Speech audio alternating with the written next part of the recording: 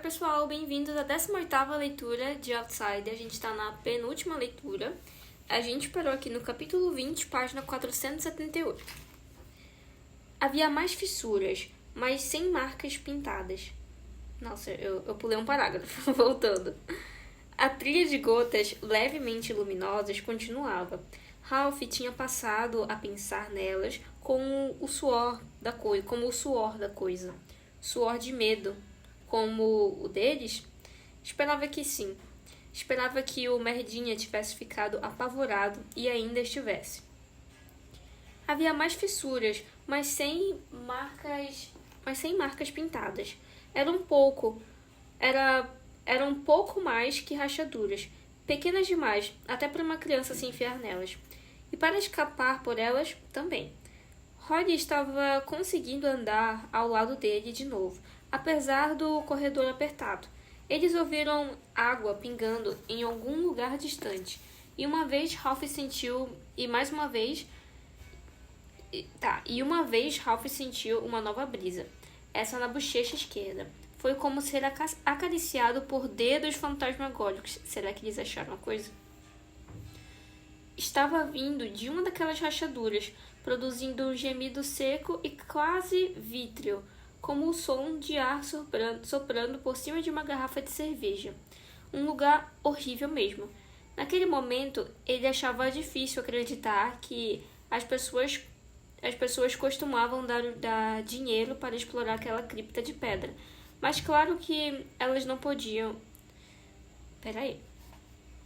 Naquele momento, ele achava difícil acreditar que as pessoas costumavam dar dinheiro para explorar aquela cripta de pedra. Mas claro que elas não sabiam que Ralph sabia e agora acreditava. Era incrível como estar nas entranhas da Terra ajudava uma pessoa a acreditar em algo que antes pareceu não apenas impossível, mas até risível. Tome cuidado, disse Roddy. Tem mais. Dessa vez eram 2 esquilos destroçados. Que horror! Atrás deles estavam os restos de uma cascavel ainda com alguns pedaços de pele. Um pouco adiante, eles chegaram ao topo de uma descida íngreme, a superfície polida e lisa como uma pista de dança. Ralph pensou que devia ter sido criado por algum rio subterrâneo antigo que fluiu durante a era dos dinossauros e secou antes de Jesus pôr os pés na terra. De um lado havia um corrimão de aço, agora com manchas de ferrugem. Roddy passou a luz ali, e eles viram não só gotas espalhadas de luminescência, mas marcas de palmas de mão e digitais. Digitais que não corresponderiam às de Cloud Bolton. Ralph não tinha dúvida. O filho da puta foi cuidadoso, hein? Não quis escorregar. Roddy assentiu. Acho que é a passagem que Love chamou de escorregador do diabo.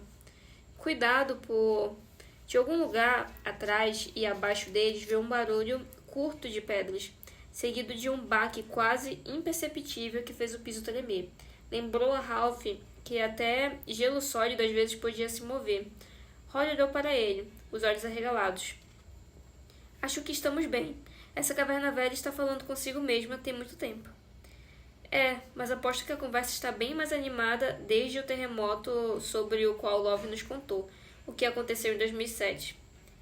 Você sempre pode... Não me peça de novo, eu preciso ver isso. Ele imaginava que sim. Eles desceram a inclinação, segurando no corrimão, mas tomando cuidado de não encostar nas marcas deixadas pelo forasteiro. No final, havia uma placa. Bem-vindo ao escorregador do diabo. Tomem cuidado, usem o corrimão. Depois do escorrega, a passagem se alargava ainda mais. Havia outra passagem em arco, mas parte da madeira tinha desabado, deixando à mostra o que a natureza criou ali, nada além de uma bocarra irregular. Roddy pôs as mãos em volta da boca e chamou suavemente. Olá?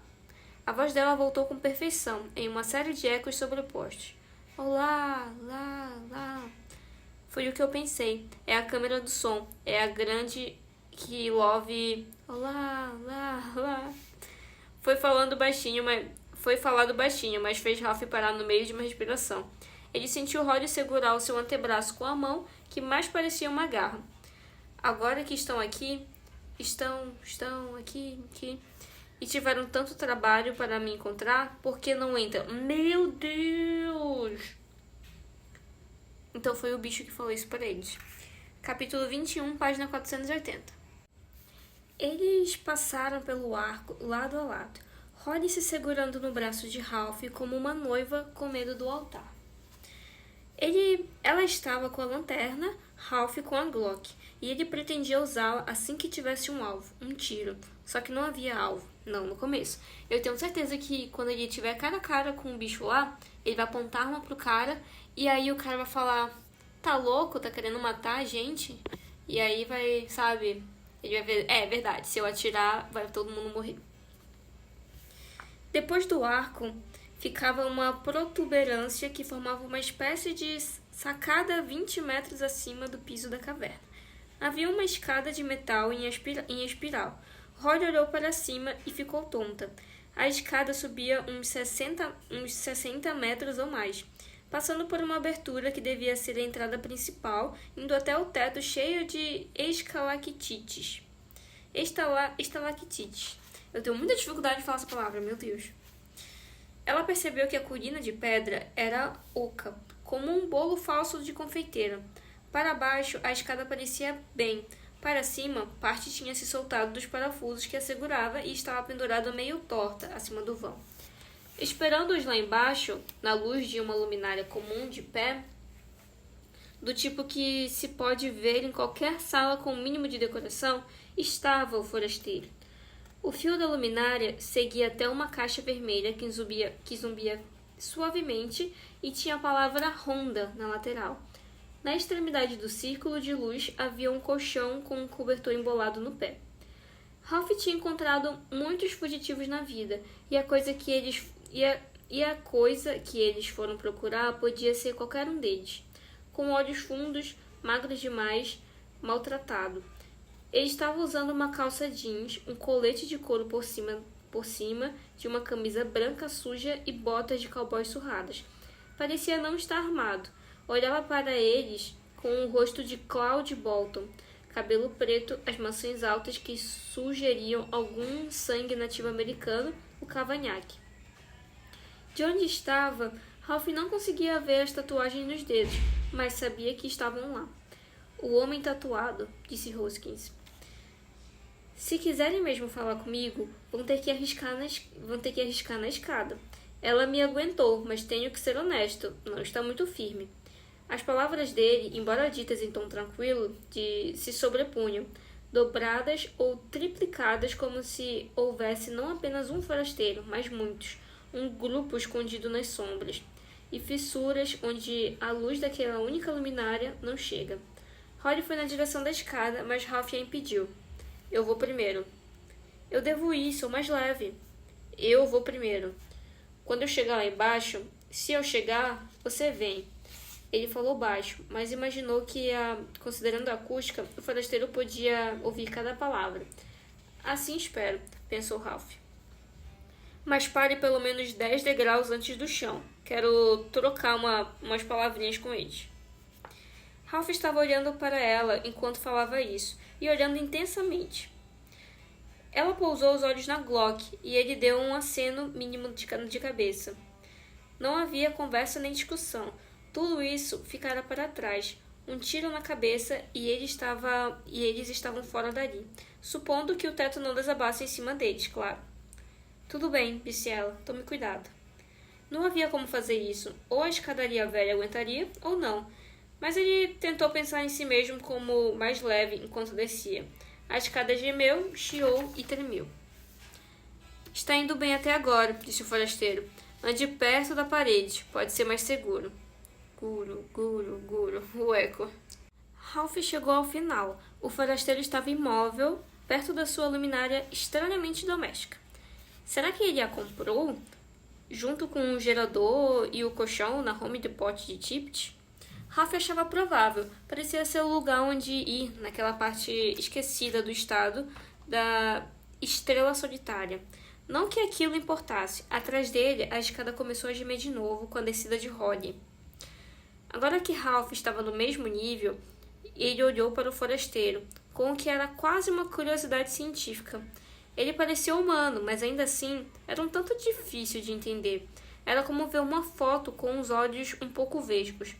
Você sabia o que estava vendo, mas tudo estava torto e meio desfocado. Era o rosto de Cloud Bottom, mas o queixo estava errado, não redondo, mas quadrado, e um pouco partido. O maxilar da direita era mais comprido do que o da esquerda, dando a face a um aspecto inclinado que quase chegava a ser grotesco. O cabelo era o de Cloud, preto e brilhoso como uma asa de corvo, mas havia mechas de um tom castanho avermelhado mais claro. O mais impressionante eram os olhos. Um era castanho, como os de Cloud, mas o outro era azul. Ralph conhecia o queixo partido, o maxilar comprido, o cabelo castanho avermelhado. E o olho azul, isso mais do que tudo. Ele tinha visto a luz sumir dele quando Terry Maitland morreu em uma manhã quente de julho, não muito tempo antes. Nossa, então ele tava virando uma mistura. Faz sentido, né? Faz sentido. Ele tava virando uma mistura de Terry, saindo de Terry pra ir pra Bolton, né? Cloud Bolton. Isso. Tanto que a filha, lá no começo, né? Lembra que a filha do Terry falou que viu um cara parecido com o pai dela, mas depois começou a ficar... Tinha os olhos do pai dela, né? Mas depois virou outra pessoa e tal, enfim.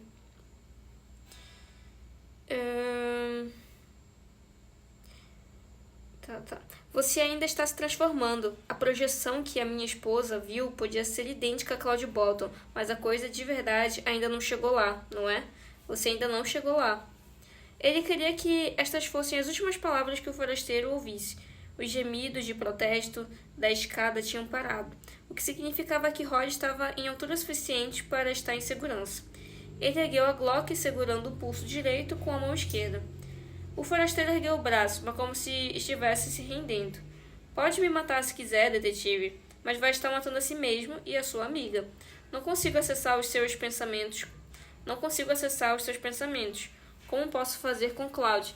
Mas mesmo assim tenho uma ideia do que está na sua cabeça. Você acha que esse tiro é um risco aceitável. Estou certo? Ralph não respondeu. Tenho certeza de que sim, e preciso dizer que seria um grande risco. Ele ergueu a voz e berrou. Cloud Bolton é meu nome. O Ralph não respondeu, né? Aí a coisa falou, tenho certeza de que sim, preciso dizer que seria um grande risco. Cloud Bolton é o meu nome. Os ecos pareceram mais altos do que o berro. Rod deu um grito de surpresa quando um pedaço da estalactite lá do alto, talvez já quase completamente rachado, se soltou do teto e caiu como uma adaga de pedra. Não ofereceu perigo nenhum a nenhum deles e bateu no chão bem longe do círculo fraco de luz luminária. Como vocês descobriram o suficiente a ponto de me encontrar aqui, já devem saber disso, falou o forasteiro, baixando os braços. Mas caso não saiba, 2 garotos se perderam nas cavernas e nas passagens embaixo deste lugar, e quando um grupo de busca tentou encontrá-los, alguém disparou uma arma e um pedaço do teto desabou, disse Rod da escada. Sim, nós sabemos. Isso aconteceu no Escorrega do Diabo, onde o som do tiro ficaria abafado. Ele sorriu. Quem sabe o que pode acontecer se o detetive Anderson disparar a arma aqui? Algumas das estalactites maiores, sem dúvidas, vão cair. Mesmo assim, talvez não acertem vocês. Claro que, se vocês não conseguirem, serão esmagados. E tem a possibilidade de todo o topo da colina de pedra desabar, enterrando nós 3. Quer correr o risco, detetive Anderson? Tenho certeza de que pretendia fazer isso quando desceu a escada, mas preciso dizer que as chances não seriam boas.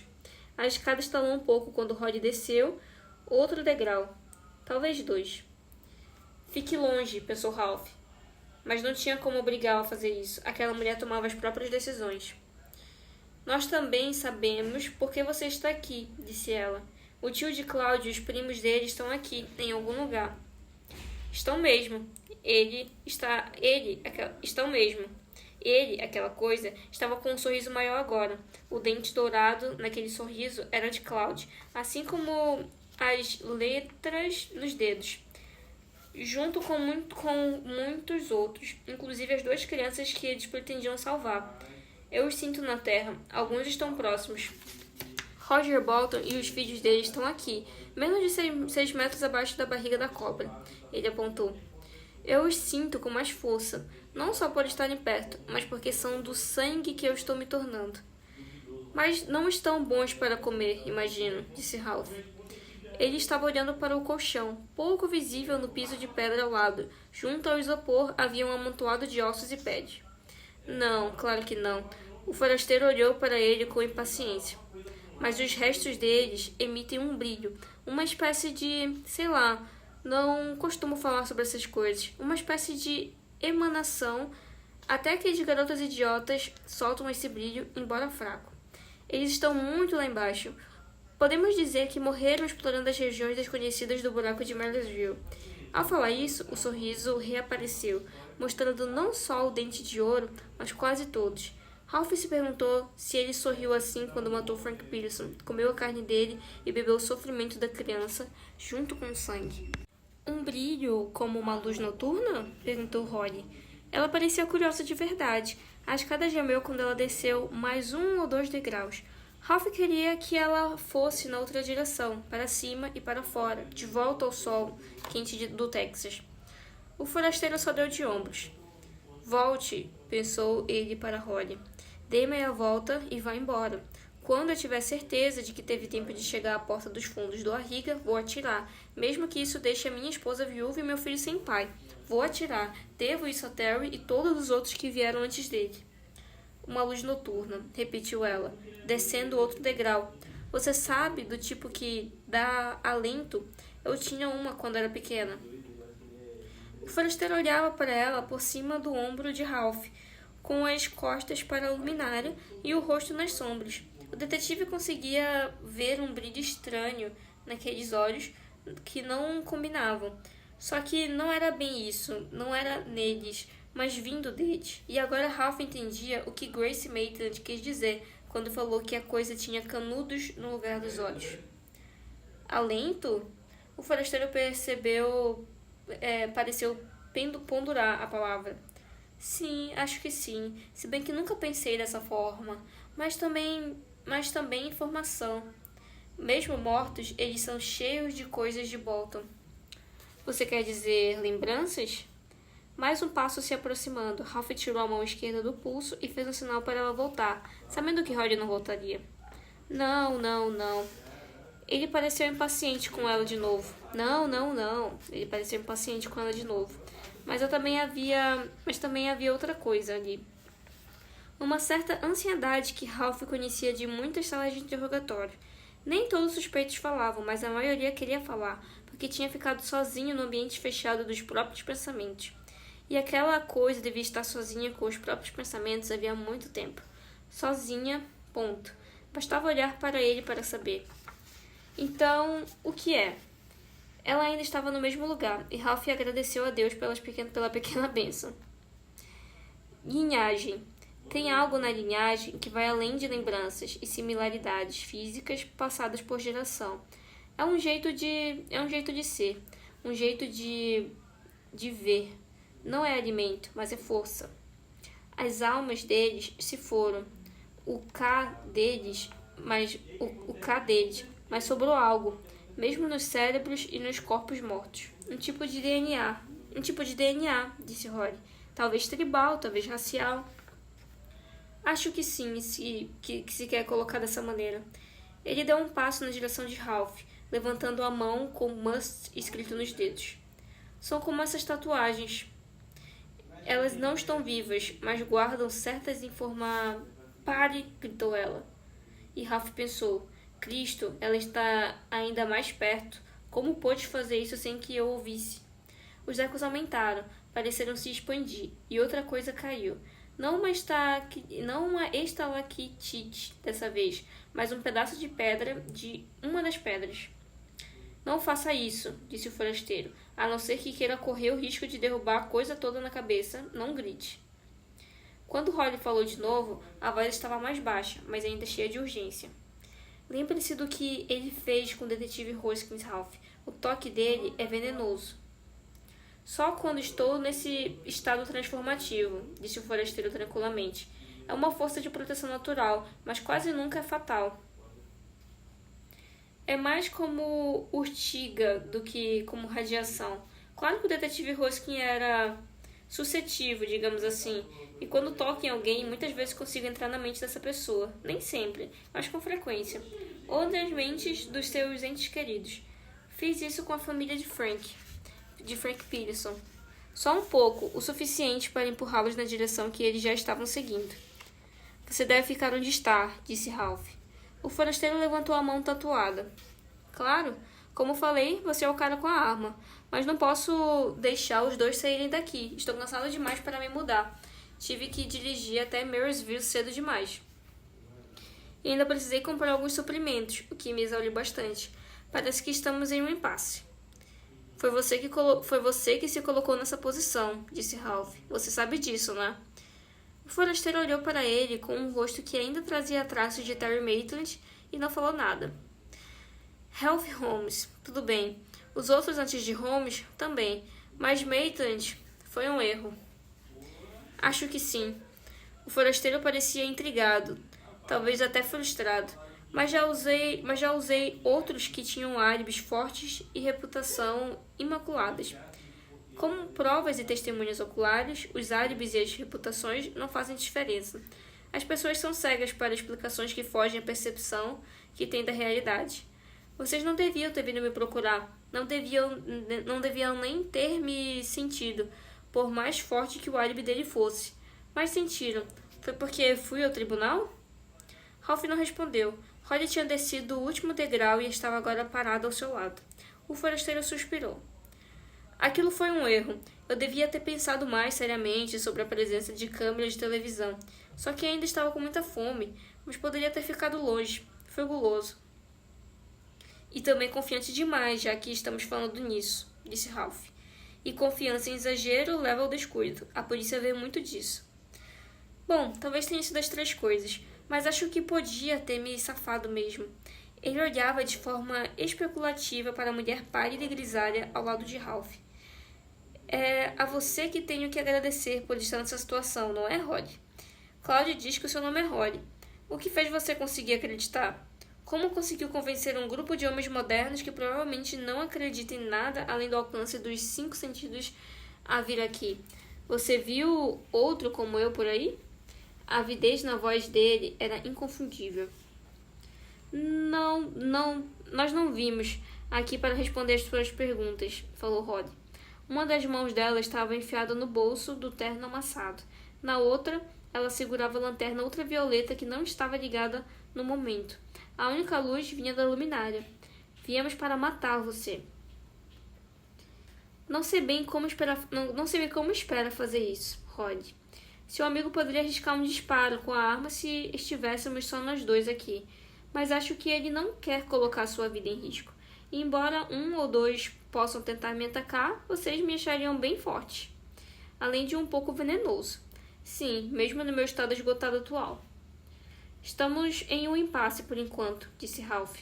Mas não por muito tempo. Hoskins feriu o tenente da polícia estadual Yuni Sablo, mas não o matou. A essa altura, ele já deve ter pedido auxílio. Bela tentativa, mas não aqui, disse o forasteiro. Não tem sinal de celular a 10 km a leste a 10 km a leste e 20 a oeste. Vocês acharam que eu não ia verificar? Ralph estava torcendo por isso, mas foi em vão. Porém, no fim das contas, ele tinha outra carta na manga. Hoskins também explodiu o carro em que chegamos. Tem fumaça, muita. Pela primeira vez, ele viu alarme de verdade no rosto do forasteiro. Isso muda a situação. Vou ter que fugir. No meu estado atual, vai ser difícil e doloroso. Sei que se queria me deixar irritado, detetive, conseguiu. Você me perguntou se eu já tinha visto outro como você antes, interrompeu Roddy. Não vi. Bom, não exatamente, mas tenho certeza de que Ralph viu. É só tirar a capacidade de metamorfose e absorção de memória e os olhos brilhantes e você é só um sádico sexual e pedófilo qualquer. O forasteiro se encolheu como se Roddy tivesse batido nele. Por um momento, ele pareceu esquecer o carro em chamas e espalhando sinais de fumaça no estacionamento abandonado. Isso é ofensivo, ridículo e uma inverdade. Eu como para viver, só isso. Não fazem a mesma coisa quando matam porcos e vacas. É isso que os humanos são para mim, gado. Nossa, isso me lembrou o livro Jantar Secreto do Ralph Almonte. Mentira! Holly deu um passo à frente, e quando Ralph tentou segurá-la pelo braço, ela se soltou. Suas bochechas pálidas estavam ficando vermelhas. Sua capacidade de parecer uma pessoa que você não é, uma coisa que você não é, gera confiança. Você podia ter escolhido qualquer amigo do Sr. Maitland, podia ter escolhido a esposa dele, mas em vez disso pegou uma criança. Você sempre pega crianças. Elas são comidas mais fortes e mais gostosas. Nunca comeu vitela? Ou fígado de vitela? Você não só as come, você ejacula nelas. A boca de Holly se contorceu em repulsa. Você goza nelas, seu nojento. Para deixar DNA, gritou ele. Você poderia deixar de outras formas, gritou Holly. E outra coisa caiu do teto frágil acima. Mas você não enfia a sua coisa dentro delas. É porque você é impotente? Ela levantou um dedo e o dobrou. É? Cala a boca! Você pega crianças porque é um estuprador pedófilo que não consegue nem fazer isso com um pênis. Precisa usar um...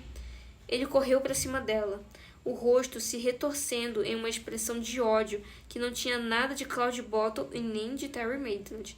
Era coisa dele, tão sombria e terrível quanto as profundezas onde os gêmeos Jameson, enfim, entregaram as suas vidas. Ralph ergueu a arma, mas Holly entrou na linha de tiro antes que ele pudesse dar o primeiro disparo. Não atire, Ralph, não atire! Outra coisa caiu, dessa vez algo grande, que se espatifou ao lado do colchão e do isopor do forasteiro e jogou estilhaços de pedras cintilantes de minerais pelo piso polido. Holly tirou alguma coisa do bolso do paletó, no lado que sempre parecia mais para baixo. A coisa era comprida, branca e esticada, como se contivesse algo pesado. Ao mesmo tempo, ela acendeu uma lanterna UV e apontou para a cara do forasteiro. Ele fez uma careta em um som de rosnado e virou a cabeça ainda esticando as mãos tatuadas de Cloud Bottle na direção dela. Holly puxou a coisa branca trepassada sobre os seios pequenos até o ombro e bateu com toda a força. A ponta carregada encostou na cabeça do forasteiro, logo abaixo do couro cabeludo na têmpora. O que Ralph viu assombraria os seus olhos pelos anos futuros. O lado esquerdo da cabeça do forasteiro afundou como se ele fosse feito de papel machê e não de ossos. O olho castanho pulou da órbita. A coisa caiu de joelhos e o rosto pareceu se liquefazer. Ralph viu 100 feições escorregarem por ele em meros segundos, aparecendo e sumindo. Testas altas seguidas de baixas, sobrancelhas peludas e outras tão loiras que mal apareciam, olhos profundos e outras saltadas, lábios cheios e finos, bocas dentuças surgiram e desapareciam. Queixos se projetavam e afundavam, mas o último rosto, o que pareceu por mais tempo quase certamente o verdadeiro rosto do forasteiro, era comum. Era o rosto de qualquer pessoa que se vê na rua, visto em um momento esquecido no outro. Holly golpeou mais uma vez, acertando a bochecha, e deixando o rosto esquecível em um crescente horrendo. Parecia uma coisa saída de um livro infantil insano. No final, não é nada, pensou Ralph. Ninguém. O que parecia Cloud, o que parecia Terry, o que parecia Ralph Holmes. Nada, só fachadas falsas, só maquiagem. Coisas vermelhas que pareciam minhocas começaram a sair do buraco na cabeça do forasteiro. Do nariz, da lágrima torta, que era tudo que sobrou da sua boca irregular. As minhocas caíram no piso de pedra da câmara do som, em um fluxo agitado. O corpo de Cloud Bottle começou a tremer, depois afundar, e enfim murchar dentro das roupas. Holly largou a lanterna e ergueu a coisa branca acima da cabeça. Era uma meia. Ralph viu uma meia branca masculina esportiva comprida, agora segurando-a com as duas mãos. Ela bateu uma última vez, esmagando o alto da cabeça da coisa. O rosto se abriu no meio, como uma abóbora podre. Não havia cérebro na cavidade revelada, apenas um ninho de minhocas, fazendo Ralph se lembrar das larvas que encontrou naquele melão de tanto tempo antes. As que já tinham caído estavam se contorcendo pelo chão na direção dos pés de Rod. Ela recuou, foi na direção de Ralph e seus joelhos dobraram. Ele a segurou e a levantou. Toda a cor desapareceu do rosto dela. Lágrimas desciam pelas bochechas. Largue a meia, disse Ralph no ouvido dela. Ela olhou para ele atordoada. Tem algumas daquelas minhocas nele. Como ela não fez nada além de olhar para ele com uma espécie de atordoamento perplexo, Ralph tentou arrancar a meia do punho dela. Primeiro, não conseguiu. Rod a segurava com ferocidade. Ele puxou os dedos da mulher, torcendo para não ter que quebrá-los. Que horror! Para que ela soltasse. Mas faria isso se precisasse, se fosse necessário. Aquelas coisas seriam bem piores do que urtigas se tocassem nela e se encontrassem embaixo da pele.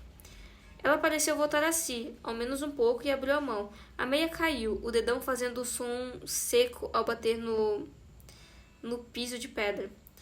Ela se afastou das minhocas que ainda estavam procurando cegamente. Ou talvez não cegamente, estavam indo na direção deles. Puxando Rod pela mão, que ainda estava fechada com força, da mesma forma como segurava a meia antes, ela olhou para baixo e viu o perigo e respirou fundo. Não grite, disse ele. Não podemos correr o risco de que mais alguma coisa caia. Só suba. Ele começou a puxá-la pela escada.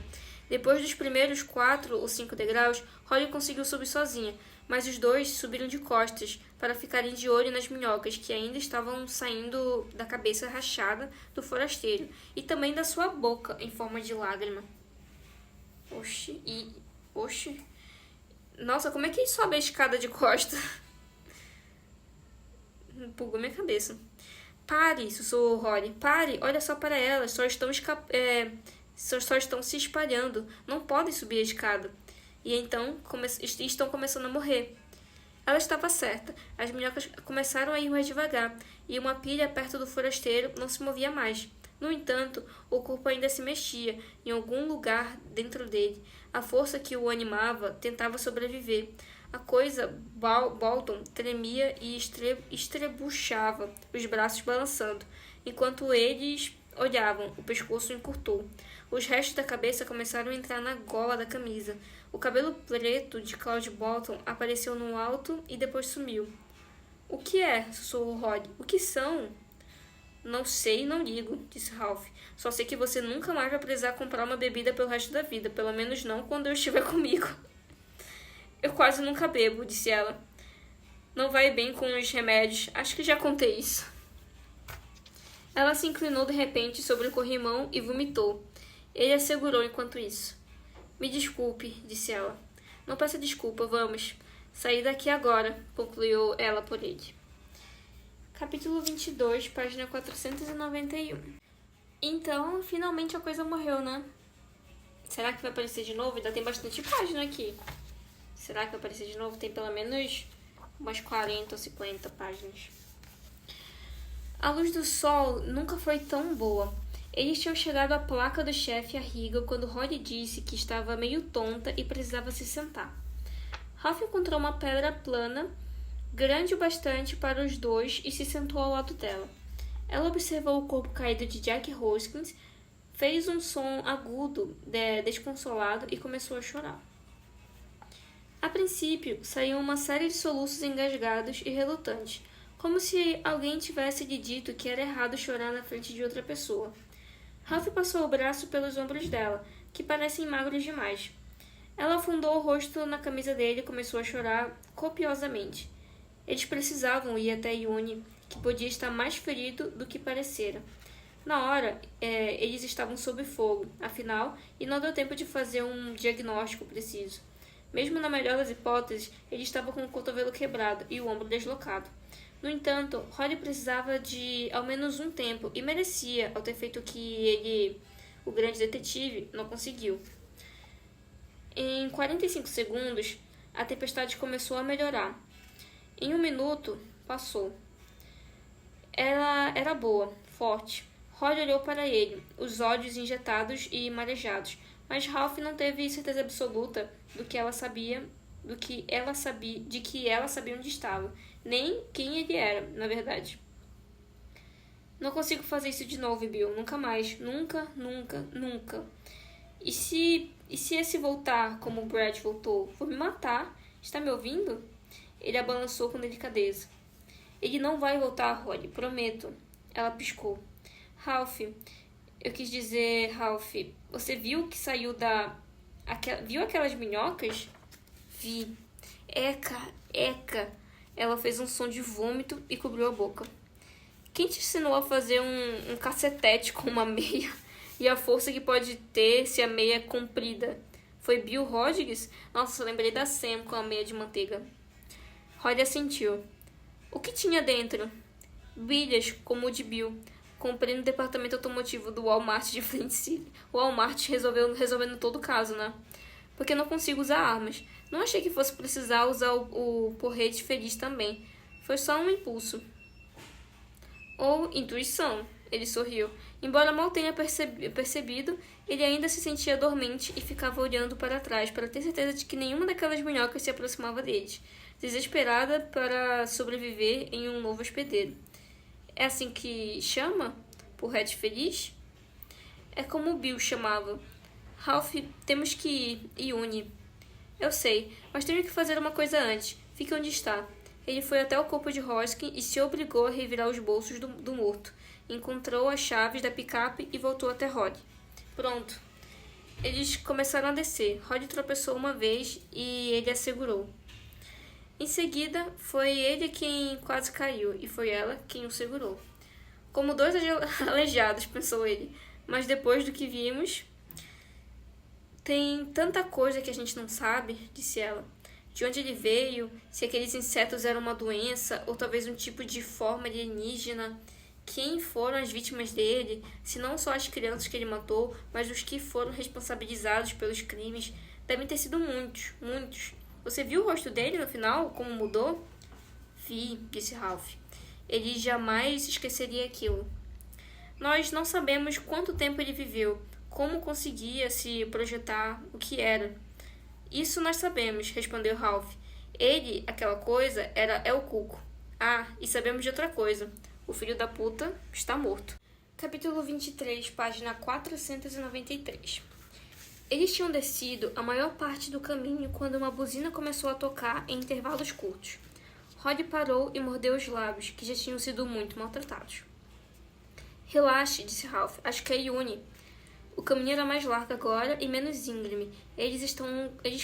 Então eles conseguiram ir mais rápido. Quando chegaram ao barracão, viram que era mesmo Iune sentado meio para dentro e meio para fora da picape de Hoskins, apertando a buzina com a mão direita.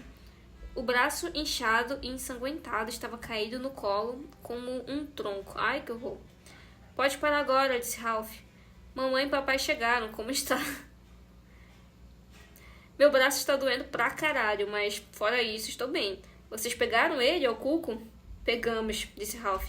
Rod acabou com ele. A coisa não era humana, mas morreu mesmo assim. Seus dias de matar criancinha acabaram. Rod acabou com ele? E olhou para ela. Como? Podemos conversar sobre isso depois, disse ela. Agora estou mais preocupada com você. Chegou a desmaiar? Está tonto? Fiquei um pouco tonto quando vim para cá. Pareceu levar uma eternidade. Tive que descansar algumas vezes. Eu estava torcendo para encontrar vocês saindo. Rezando, na verdade. E aí vi essa picape. Devia ser do atirador, John Hoskins, de acordo com o documento. É quem eu acho que é? Ralph assentiu. Da polícia de Flint City. E era. Ele está morto também. Atirei nele. Iune arregalou os olhos. O que o homem estava fazendo aqui? O forasteiro mandou. Como fez isso? Não tenho ideia. Achei que ele podia ter deixado as chaves, mas não tive sorte. E também não tem nada para aliviar a dor no porta-luvas. Só o documento, o cartão do seguro e um monte de porcarias. Eu estou com as chaves, disse Ralph. Estavam no bolso dele. E tenho uma coisa para a dor, disse Rod. Ela enfiou a mão no volumoso bolso do paletó surrado e tirou um frasco marrom grande. Não tinha rótulos. Caralho, por que ela não deu pra o remédio para ele antes de ela ir lá enfrentar o Cuco, né? Mulher. O que mais tem aí? Perguntou Ralph. Uma fogueira de acampamento, uma cafeteira, um rádio de ondas curtas. Trabalhe o senso de humor, Ralph. Não estou tentando ser engraçado, estou admirado. Concordo com entusiasmo, falou Yuni. Ela abriu a farmácia de viagem, virou uma variedade de comprimidos na mão e colocou o frasco com cuidado no painel da picape. Estes são sertalina, paroxetina, diazepam, que eu quase nunca tomo agora, e isso. Ela colocou o resto com cuidado de volta no frasco e deixou os 2 comprimidos laranjas. Ibuprofeno. Tomo paradores de cabeças tensionais. Também parador de ATM. Se bem que isso melhorou desde que comecei a usar a placa noturna. Tenho o modelo híbrido. É caro, mas é o melhor no... Ela viu os 2 o encarando. O que é? Yuni disse. Só mais admiração. Adoro uma mulher que está preparada para todas as eventualidades. Ele pegou os comprimidos, engoliu-os sem água e fechou os olhos. Obrigado, muito obrigado. Que a sua placa noturna nunca te deixe na mão. Ela olhou para ele com dúvida enquanto guardava o frasco no bolso. Tenho mais 2 quando precisar. Você ouviu alguma sirene de bombeiro? Eu tomava era 2 logo, pelo meu Deus. Não, disse Uni. Estou começando a achar que ninguém vem. Eles vêm sim, disse Ralph. Mas você não vai estar aqui quando chegarem. Você precisa ir para o hospital. Plainville fica um pouco mais perto do que Tipton. E a casa dos Bolton fica no caminho. Você vai precisar parar lá. Holly, pode dirigir se eu ficar aqui? Posso, mas por que... Ela bateu de leve na testa com a palma da mão. O Sr. Gold e o Sr. Pelly... não tenho a intenção de deixar os 2 no lugar em que morreram. Alterar uma cena de crime não costuma ser bem visto, disse Uni. Como acho que você bem sabe. Sim, mas não vou permitir que os 2 homens bons cozinhem no sol quente e ao lado de um veículo em chamas. Tem algum problema com isso? Yuni balançou a cabeça. Gotas de suor brilhavam nos fios do cabelo cortado bem curto. Por suposto, não. Vou guiar até o estacionamento, então Rod pode assumir o volante. O remédio está oferecendo algum alívio? Na verdade, sim, não está a mil maravilhas, mas a dor passou um pouco. Que bom, porque antes de irmos temos que conversar. Sobre? Sobre como vamos explicar isso, disse Rod. Capítulo 24, página 495. Estamos quase chegando na página 500. Quando chegaram ao estacionamento, Ralph saiu do carro, encontrou Rod contornando o capô e dessa vez foi ela quem o abraçou. Ai, que fofo, né? Foi um abraço rápido, mas forte. O carro alugado tinha quase se consumido todo e a fumaça estava diminuindo. Yuni foi com cuidado, fazendo várias caretas e chiados de dor, para o banco do passageiro. Quando Ralph se inclinou na janela, ele disse: Você tem certeza que ele está morto? Ralph sabia que não era de Hoskins que ele estava falando. Tem certeza? Tenho. Ele não derreteu como a bruxa malvada do oeste, mas foi quase. Quando a merda bater no ventilador aqui, só vão encontrar as roupas dele e talvez umas minhocas mortas. Minhocas? Yuni franziu a testa.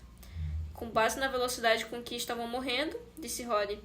Eu acho que as minhocas vão se decompor rápido. Mas vai haver DNA nas roupas, e se compararem com o de Cloud, podem encontrar correspondência.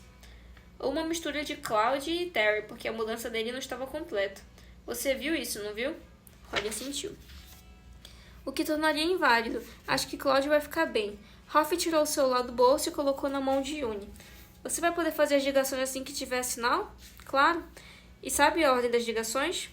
Quando Yuni começou a citá-las, eles ouviram um som baixo de sirenes, vindo da direção de Tipton. Alguém tinha reparado na fumaça, afinal, ao que parecia, mas a pessoa que viu não se deu o trabalho de investigar, e isso provavelmente era bom.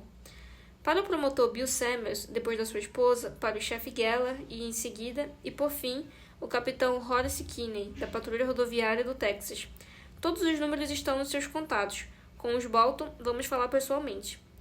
Eu vou falar com eles, disse Roddy. Você vai ficar parado e descansar o braço. É muito importante que Cloud e Love concordem com a história, disse Ralph. Agora vão. Se ainda estiverem aqui quando os bombeiros chegarem, vão ter que ficar. Com o assento e o espelho ajustados, Holly se virou para Yuni e para Ralph, ainda encostado na porta do passageiro. Ela parecia cansada, mas não exausta. As lágrimas tinham passado. Ele não viu nada no rosto dela, além de concentração e determinação. Temos que manter a história simples, disse ela, o mais simples e perto da verdade que pudermos. Você já passou por isso antes, disse Yuni, ou por algo parecido, não foi?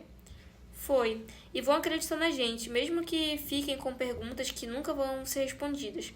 Vocês dois sabem por quê. Ralph, as sirenes estão se aproximando, precisamos ir. Ele fechou a porta do passageiro e os viu se afastarem na picape do detetive morto de flencilho. Pensou no contorno que Rory teria que fazer para evitar a corrente e achava que ela se sairia bem, desviando dos piores buracos para poupar o braço de Yuni.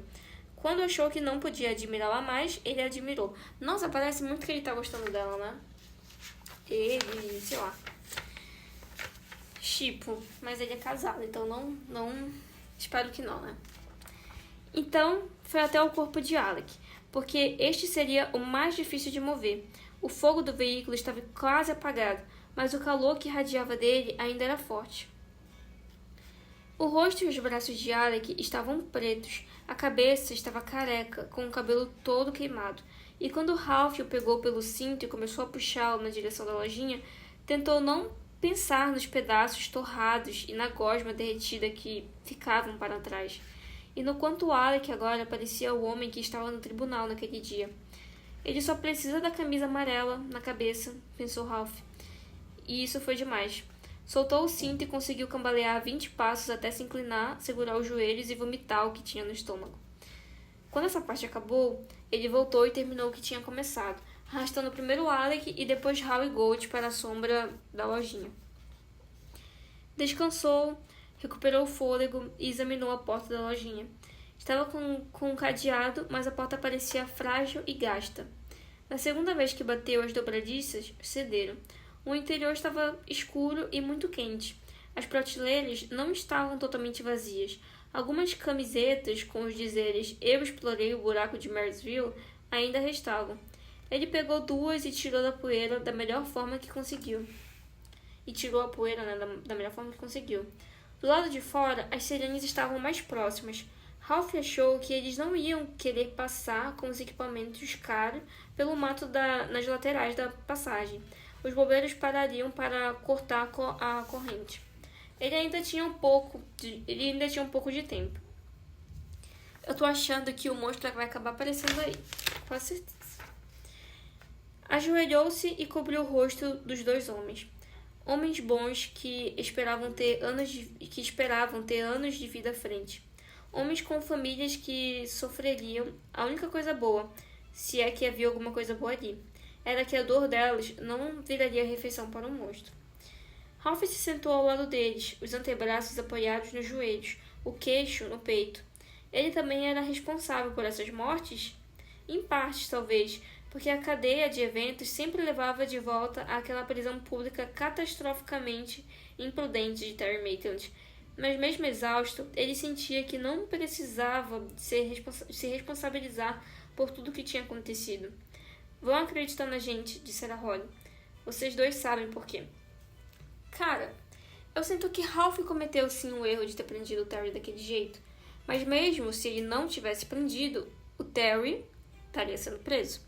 E isso, querendo ou não, ia se espalhar o motivo do Terry estar sendo preso, né? E, querendo ou não, caso não se espalhasse, caso não lotasse de pessoas, igual lotou no dia que ele foi prestar depoimento, né? Ele ia lá, né, ir para depoimento e tudo mais, e, querendo ou não, eles iam prender o Terry Maitland por um crime que ele não cometeu. A família do Terry ia ficar revoltada. E ele sendo julgado como, sim, de fato, Terry Maitland foi a pessoa, todo mundo da cidade ia ficar sabendo, então ia estragar a vida da família Maitland. E, querendo ou não, o monstro ia ficar solto e fazer mais vítimas. Pelo menos a merda que o Terry fez ele achar o monstro, porque ele começou a perceber, nossa, o monstro não apareceu na câmera. Começou a criar aquela pulga atrás da orelha até ele, de fato, ir construindo essa visão de que é algo sobrenatural e ir atrás dessa coisa sobrenatural. Ralph sabia. Acreditariam até em uma história cheia de buracos porque pegadas não desapareceriam do nada e não tinha como lavas se desenvolverem dentro de um melão maduro com a casca intacta. Acreditariam porque admitir qualquer outra possibilidade era questionar a realidade. A ironia era inescapável. A mesma coisa que protegeu o forasteiro durante sua longa vida de assassinato, agora os protegeria. Não há fim para o universo, pensou Ralph. Esperou pelos bombeiros na sombra da lojinha. Capítulo 25, página 498. Holly dirigiu até a casa dos Bolton, sentada, ereta, as duas mãos no volante, ouvindo Ione fazendo as ligações. Bill Samuels ficou horrorizado ao saber que Harry Gold e Alec Pelly estavam mortos, mas Ione cortou as perguntas dele. Haveria tempo para isso depois, mas não agora. Samuels teria que conversar de novo com todas as testemunhas que tinham sido interrogadas antes, começando com a esbelta Rainwater. Ele tinha que dizer abertamente que sérias questões foram levantadas sobre a identidade do homem que ela pegou no bar de strip para levar até a estação de trem do Brawl. Ela ainda tinha certeza de que aquela pessoa era Terry Maitland? Tente interrogá-la de uma forma que plante dúvidas, disse Uni. Consegue fazer isso? Claro, respondeu Samuels. É o que venho fazendo na frente do júri nos últimos 5 anos. E com base na declaração dela, a senhora Rainwater já tem algumas dúvidas. As outras testemunhas também. Principalmente depois que aquela filmagem de Terry na convenção de Cap City veio a público. Tem 500 mil de visualizações só no YouTube. Agora me conte sobre Harry e Alec. Depois. O tempo é curto, Sr. Samuels. Fale com as testemunhas, começando com Rainwater, que é com a Stella, né? E outra coisa, a reunião que tivemos 2 noites atrás, isso é muito importante, então preste atenção. Samuels escutou, Samuels concordou, então Ione ligou para Jane Anderson. Essa ligação foi a mais longa, porque ela merecia uma explicação mais completa e precisava dela. Quando terminou, houve lágrimas, mas talvez fosse mais de alívio. Era terrível que homens tivessem morrido e também que Ione tivesse se ferido. Mas o homem dela, o pai do seu filho, estava bem. Ione disse o que ela tinha que fazer e Jane concordou na mesma hora. Ele estava se preparando para fazer a terceira ligação, mas o chefe de polícia de Flint City, Rodney Geller, quando ouviram mais sirenes, dessa vez se aproximando. 2 viaturas da patrulha rodoviária do Texas passaram por eles, a caminho do buraco de Marysville. Se tivermos sorte, falou Ione. Talvez um desses policiais seja o cara que conversou com Bolton. Stape, acho que era o nome. Saip, corrigiu Rod. Owen Saip. E como está o seu braço? Doendo pra caralho. Vou aceitar os outros 2 comprimidos. Não, muitos de uma vez só podem fazer mal ao fígado. Ligue para as outras pessoas, mas antes vá a ligações recentes e apague as que fez para o Sr. Samuels e para a Sra. Anderson. Você seria uma excelente criminosa, senhorita. Só estou tomando cuidado, sendo prudente. Ela não afastou o olhar da estrada. Estava vazia, mas Holly era uma motorista cuidadosa. Apague as ligações e faça as outras. Acho que dá tempo de mais um capítulo. Mais curtinho? Então vamos. Capítulo 26, página 499. No fim das contas, Love Bolton tinha alguns comprimidos de paracetamol para suas dores na costa. Ione tomou 2 em vez do ibuprofeno. E Cláudio, que tinha feito um curso de primeiros socorros durante a terceira e última permanência na prisão, fez um curativo no ferimento enquanto Rod falava. Ela falou rápido e não só porque queria levar o tenente Sablo para ser atendido no hospital. Ela precisava que os Bolton entendessem o papel deles naquilo antes que qualquer autoridade aparecesse.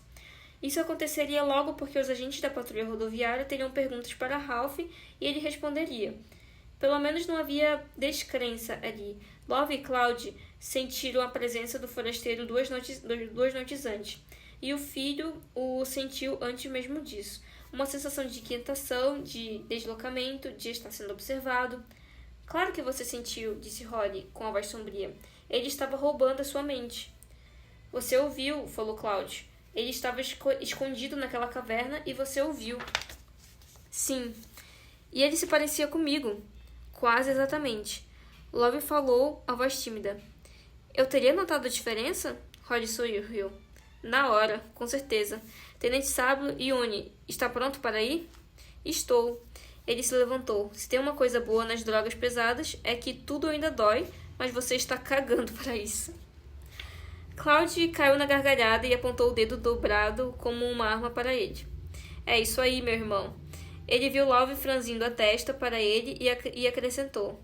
Desculpa, mãe. Vocês entenderam a história que vão ter que contar? Perguntou Holly. Sim, senhora, respondeu Cloud.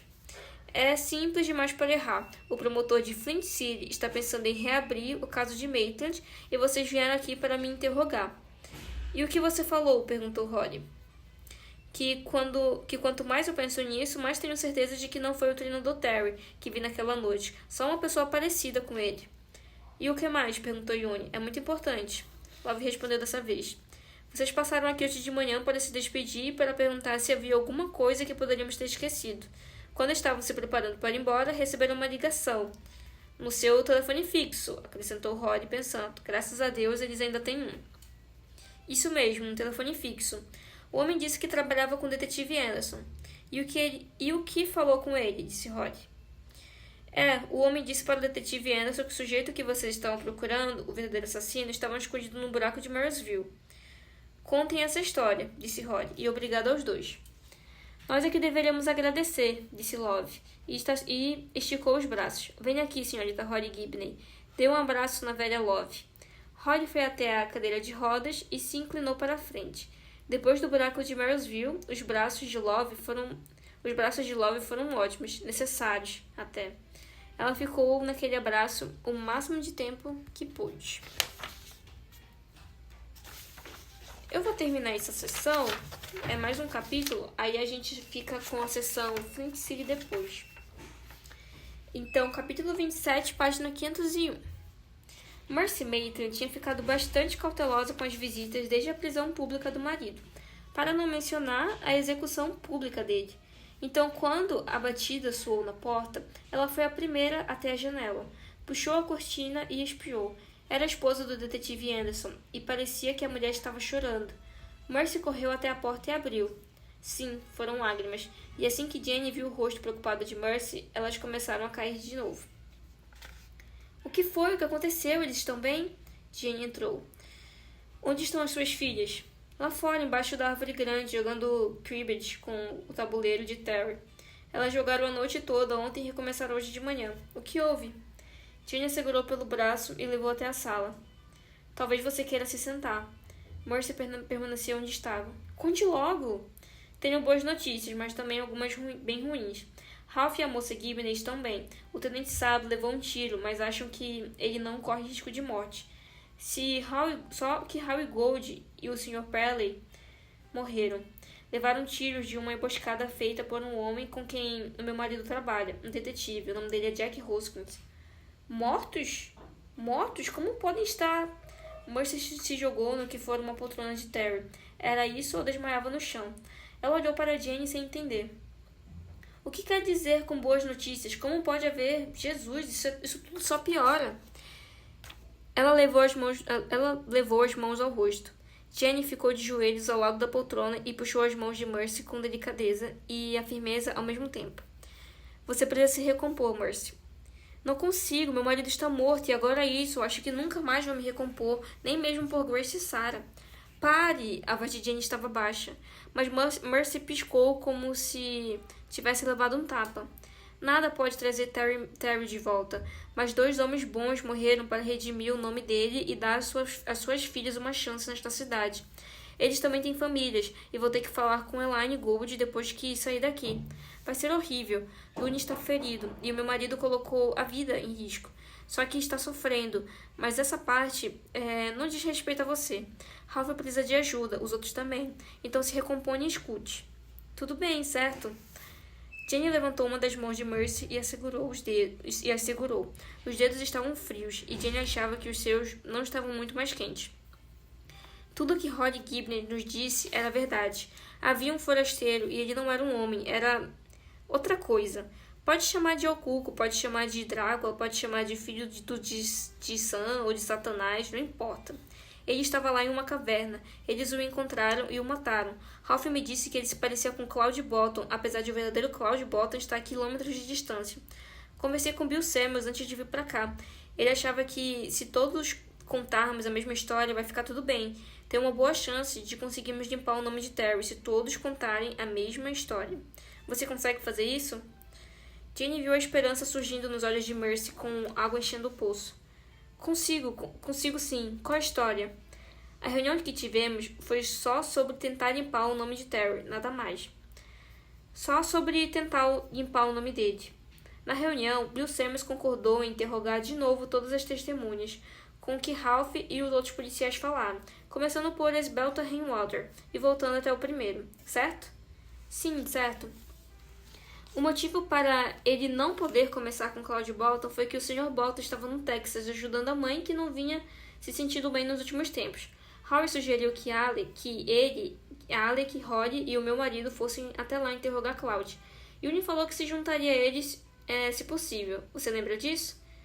Lembro, respondeu Mercy, assentindo. Nós todos achamos uma ótima ideia, mas não lembro porque a Sra. Gibbon estava na reunião. Holly foi a investigadora que Alec Pelly contratou para verificar os passos de Terry em Ohio. Ela se interessou pelo caso e veio ver se podia ajudar com mais alguma coisa. Lembra agora? Claro. Segurando a mão de Mercy, olhando nos olhos de Mercy, Jenny disse que a última parte, a mais importante. Nós não falamos sobre metamorfose, nem ao cuco, nem projeções fantasmagóricas, nem nada que pudesse ser chamado de sobrenatural. Não, de jeito nenhum, nunca passou pela nossa cabeça. Por que passaria? Nós achamos que alguém parecido com Terry matou o garoto, Peterson, e tentou jogar a culpa nele. Nós chamamos essa pessoa de forasteiro. Sim, disse Mercy, apertando a mão de Jenny. Foi assim que a gente o chamou, forasteiro. Então, é isso, gente. A gente vai parar aqui na página 503 e amanhã a gente faz a última leitura, que é a partir da página 507. O título da sessão vai ser Flint City depois. Então, acredito que o desenrolar, né, da história foi basicamente isso mesmo. Realmente era uma criatura que pegava, né, a aparência das pessoas, se alimentava de sangue e tudo mais, só que tinha uma preferência por crianças. E é isso. Vai ver como que vai ficar depois, se a galera vai engolir essa história que eles inventavam aí de 6 pessoas, né, mais ou menos 6 pessoas, né, que era o Yuni, a Holly, o Ralph e o detetive Harry Gold, né, e mais o Alec Pelly, né, 5 pessoas. 5 pessoas indo interrogar uma pessoa, interrogar uma testemunha. Não sei se dá pra engolir essa história. Ainda tem o outro, né, o 6º seria o detetive substituto do Ralph, né? Que eu acredito que vai ser a pessoa que vai ser incriminada de toda a situação, que vai dizer que matou o Alec e o Harry Gold e tudo mais. Mas vamos ver aí na próxima leitura amanhã, a última leitura. Tchau, tchau!